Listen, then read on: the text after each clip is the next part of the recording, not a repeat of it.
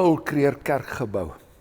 Volgende jaar al 125 jaar oud en een van die argitektoniese juwele wat daar nog in die middestad van Pretoria bestaan. Dit is ons voorreg om 'n dokumentêre video saam te stel oor die geskiedenis van die kerk, nie net die gebou self nie, maar ook die besonderse figure wat hiermee oor die jare geassosieer is. Ons dink nie net aan Paul Creer nie, maar mense soos Pierneef en so meer. En ons gaan met 'n hele paar interessante figure ook onderhoude voer rondom die gebou, rondom die geskiedenis van die gebou en so meer.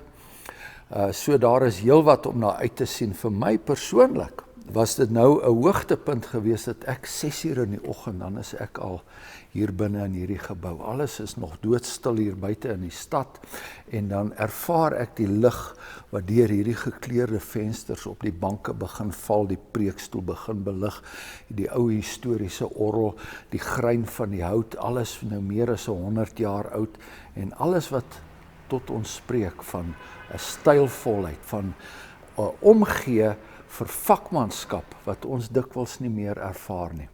En 'n baie groot vreugde om dit alles op kamera vas te vang. Hierdie dokumentêre video sal dan as die Here wil hier met die 10de Oktober met oom Paul se verjaarsdag by geleentheid hier by die kerkgebou sal dit bekend gestel word en ek vertrou dat dit nog baie ander mense ook plesier sal gee.